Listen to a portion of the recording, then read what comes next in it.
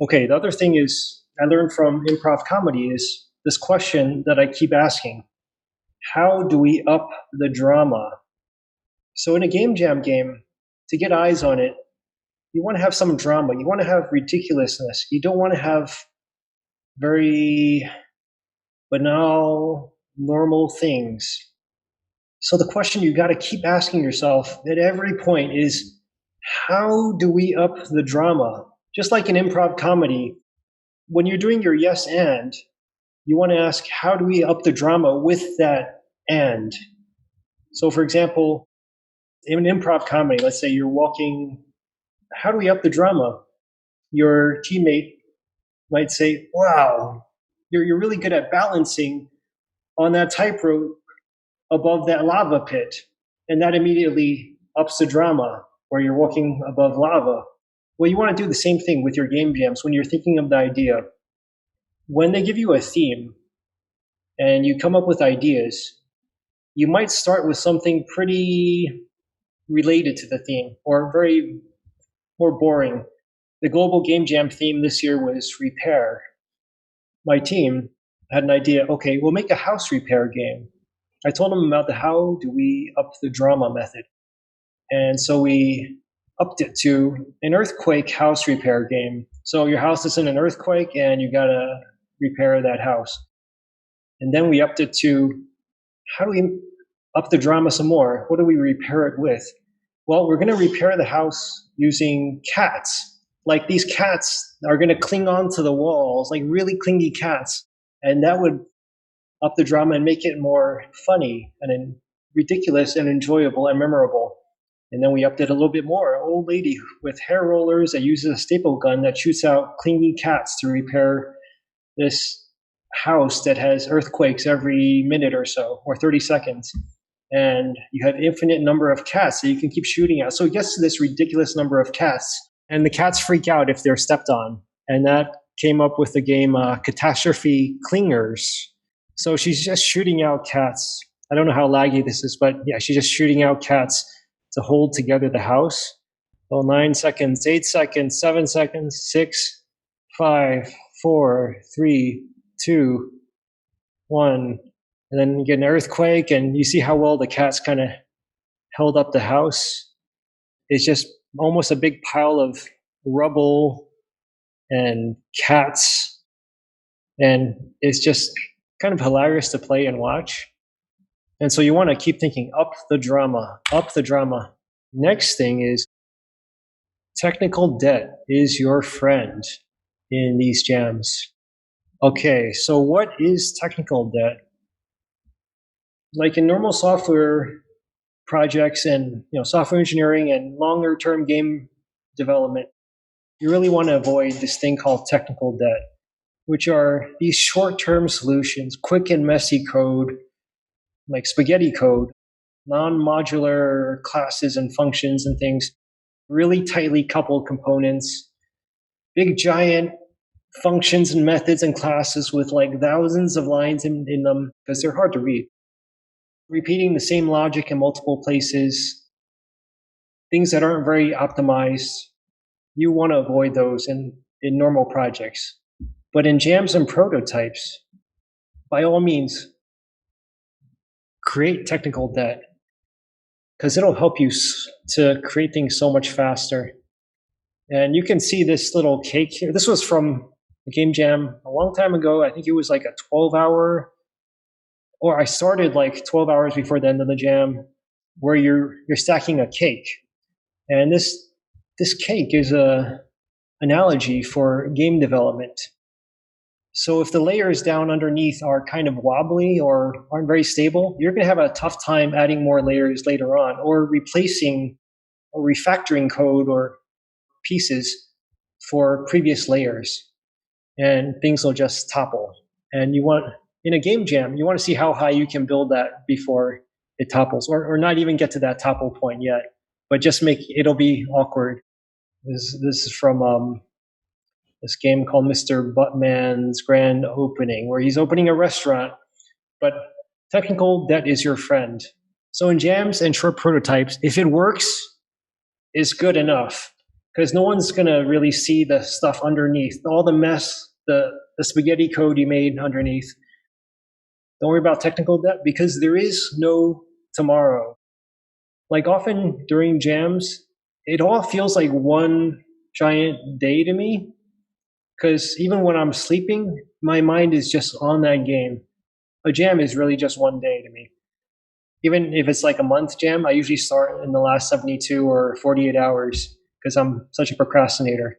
Enforce throwaway code. So really, really, really focus on thinking of your code as throwaway. Okay, don't try to make it reusable.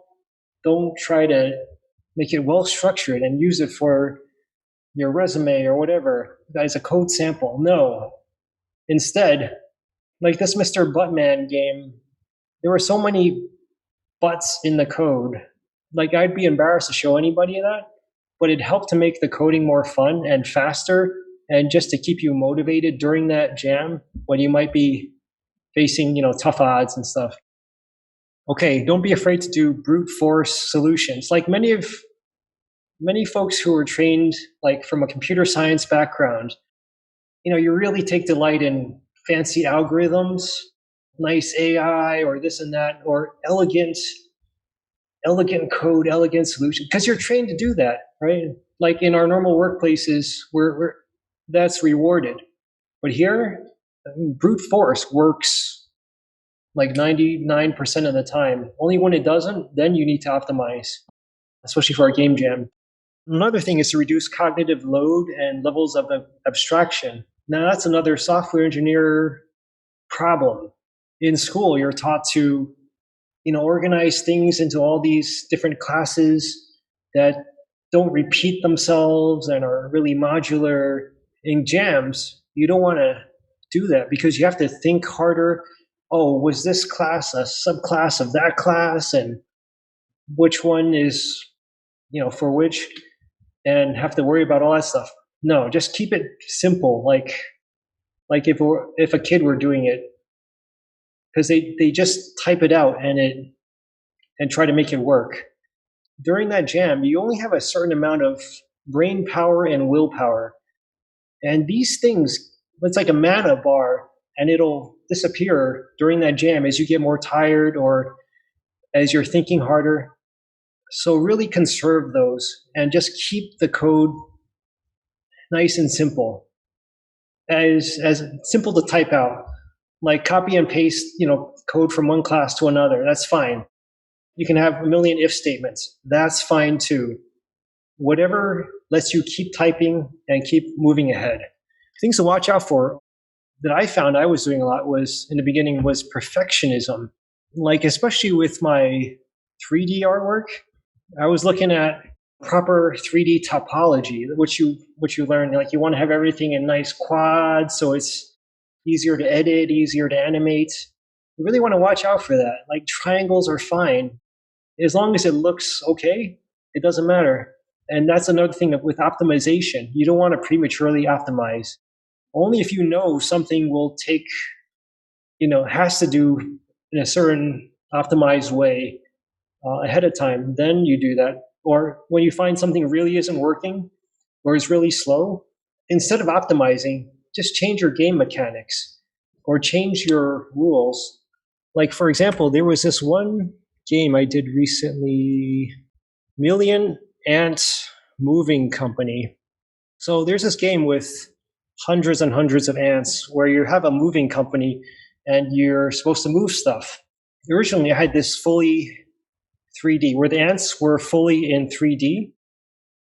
But to lift something up, that would take like n cubed number of ants to do something as opposed to confining all the ants to one single plane. So instead of optimizing it to work with n cubed, I just confined all the ants to work in that 2D plane, and it was only an n squared. And it turns into an art heist because the ants are tired of their low pay. Next lesson learned. So if you find yourself fixing misspelled variables, like when you're creating a new variable and you misspell it, leave it, let it be, just keep doing its thing and let autocomplete kind of finish that spelling later on. Because that's a good code smell. Like normally in development, You hear people talking about this thing called bad code smell. Like, oh, when it's over 100 lines, a method, that's a bad code smell, meaning something needs to be refactored or something will likely need to be refactored. Well, in this case, this is a good code smell, and you want to avoid these good code smells. Or if you catch yourself thinking about post jam during the jam, oh, I want to make this game further. Like after, I want to continue this game after the jam. Don't think about that during the jam. Because when you do think about that during the jam, you'll tend to write more reusable code, and that slows you down. Just keep in mind that when you're jamming, you're there to create something and finish. Let's say you want to prototype out a game idea to see if it works. There's time later on to remake whatever you made. And you often do it a lot better than when you did it the first time. And you'll do it better and faster from all the lessons you've learned from it. So really focus on just creating that deliverable for the end of that game jam, for that milestone, and nothing else. I know there's two questions Chris always asks at the end. Your contact, and the other one is, how do you get started? So before we get to those, are there any questions or? A bunch of our folks have had to head out. Normally, like I say, we wrap up typically about 20 minutes ago. It gets late for our folks over in Europe and stuff. But that's, if there's other questions, people are welcome to sneak them in there. And most of these people like saying this is wonderful. And obviously, I like how much it's very much in alignment with our stuff. Granted, a lot of our times we've got people in our group who like jams don't quite fit their situation, but they get some of the same benefits without that kind of crash afterwards. Oh, Krister, what was your favorite game jam ever? The happiest memory? Oh gosh, let me see. Usually my very last game jam is my favorite one ever because I do so many of them I forget. I think it's just the very last one I did. Well, if I can insert into that, because I often like to take this question of lens, right, as to the resulting game that was your favorite, as opposed to the one you had the most fun doing, or the one you like most enjoyed, even if the results, it's not the strongest thing in the portfolio. Okay, that's an easy one. My favorite one stylistically was this one called Like the Wind. I did quite a few years ago. It was for screen share stopped. I don't know if you want to pull it back up. Oops. Because like often my favorite games to make were not huge hits, and then vice versa. The stuff people loved, I was like, I don't want to do that again. Yeah, this game was absolutely not a hit at all, but it was my favorite aesthetically, just because it's so wild. It was for a music video game jam. And so they give you different music you can choose from. Let me turn the music off, actually.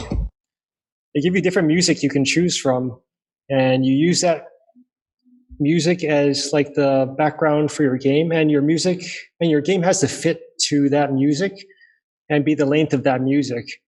So I made this really wacky artsy game where you're just button mashing to jump and try not to get destroyed by this big tentacle monster thing, and trying to reach the helicopter evacuation point. And I think this was my favorite. It looks like just wild on a projector when you throw it up on a screen or something.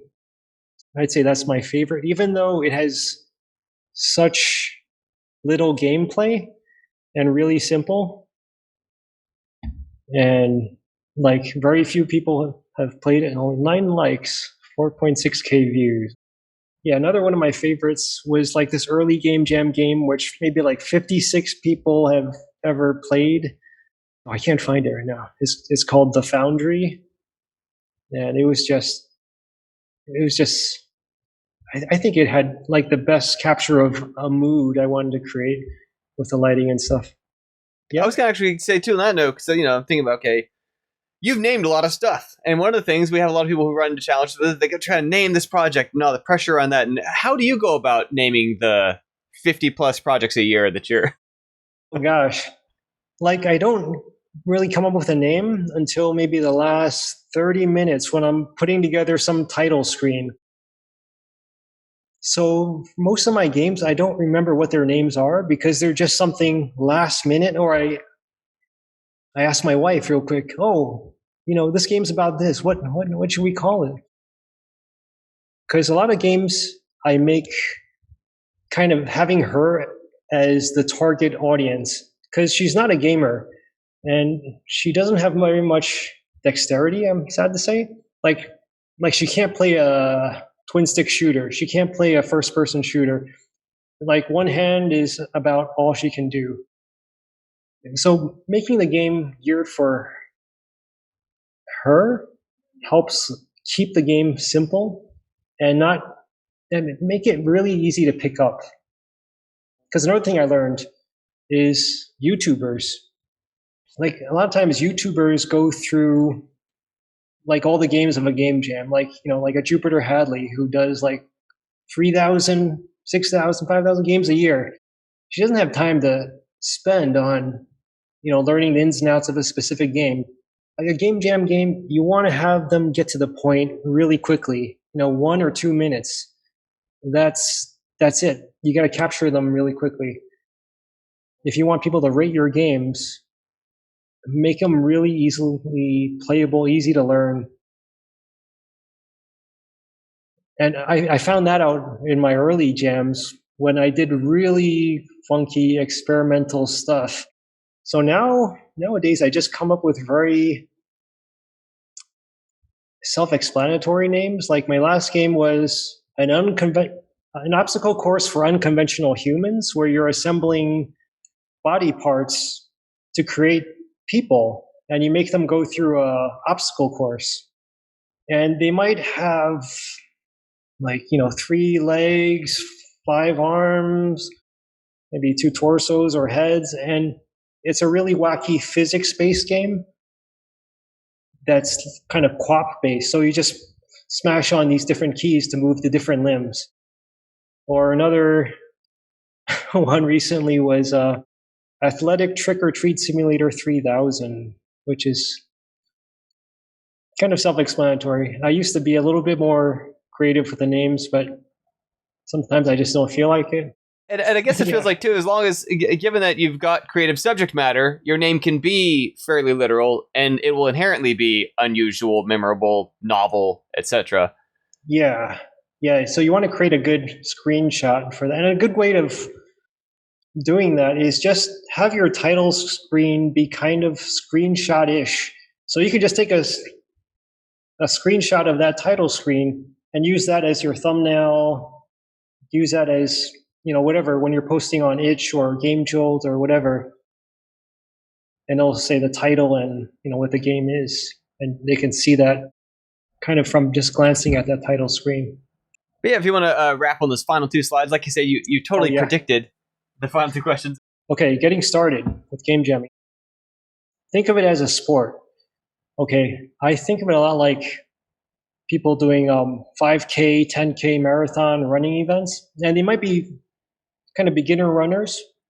They'll sign up for that event, and like the event might be months later, but just having signed up for that event, having it on your calendar, will help get you into kind of a mindset. It'll help make you think about what you eat, how much exercise you get, how many steps in a day, your sleep, your whatever. In the same way, a game jam is like that. Just go to indiegamejams.com, find a jam, and put it on your calendar. Or, home team game dev. That is very jam-like, except, probably longer terms, and you're trying to put in more quality. And then start practicing some of those skills with small projects. No one even has to see these projects. Just dumb things like, how do I make a little person walk around? Don't necessarily do it for competition when you start. Or even if you're long term, don't do it for competition. In a running race, most people who sign up for that run for their personal best to get in good shape, make friends for the fun of it. And they like to see the results that they get from it. They have more energy, they have better vitality. Like marathons, for example, everybody gets a medal, like a finisher medal who finishes, a medal and a t-shirt. It might not be like a gold medal, silver medal, but just a little medal. If that was all you got out of it, that would be such a disaster, such a waste of time, right? And that's like, if all you get out of winning a game jam is I mean, doing a game jam is winning, that would be a huge waste of time. Like all those, real game jam score checklists. I mean, that's what you get out of it, and that is worth so much more. There's a lot of tutorials online, or you could do what I did. I signed up for a subscription for CG Cookie. I'm not affiliated or anything, but I learned a lot from there, and they're very good. So when you do these tutorials, don't just watch, get involved hands on, do your own what ifs and play around and experiment with this stuff. And when you do like your first jams, if you don't feel very confident in your skills, find a team, find teammates. You might not necessarily have, programming, art, music, or any of that skills, or you might be somebody coming from a non-game background. Could be a writer. Don't feel intimidated. Those skills are needed. And if you really don't feel comfortable in doing any of that stuff, you keep people encouraged. There's value, not just, the traditional programming or art or music or story or whatever.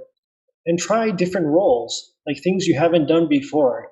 That's like a really fun thing in a jam if you're doing with a team. You might be a programmer. Try making art and practicing that new skill so you understand that side of it much more. Or try making music. If let's say you've dabbled in music, doing that on a team, and they're there to support you and encourage you. And if you don't know what your real role is or what you want to do, that's a great opportunity to find what roles are fun for you and just to explore that. So yeah, that's how you get started. My contact info. So go to my website, idumpling.com, like iPhone, iPad, idumpling.com. You can check out my games. You can sign up on my brand new mailing list. I just set that up so you can receive my future betas, discount codes, goodies, and news about my games. And also follow me on Twitter at AndyMan404. That's where you'll see my normal progress of game jams, different screenshots of stuff I'm working on, or just my random art. Or I share a lot of stuff from other game developers and their tips and tidbits as well. Thanks for the talk today. It's been excellent. More members who couldn't be here live will, of course, be catching the video, and of course, we're getting that audio out to the podcast. I'll shoot you a note on Twitter, etc. when it goes live. All right. Thank you for having me. For those of y'all still around, we'll catch y'all next week. Of course, this is final stretch for Time Cannon. Well, as portfolio party stuff going on for another month and a half or so. Lots of things to be going on, but catch you all around. Thanks, everybody. Thanks, Andrew. Bye, Andrew. Thank you. Bye.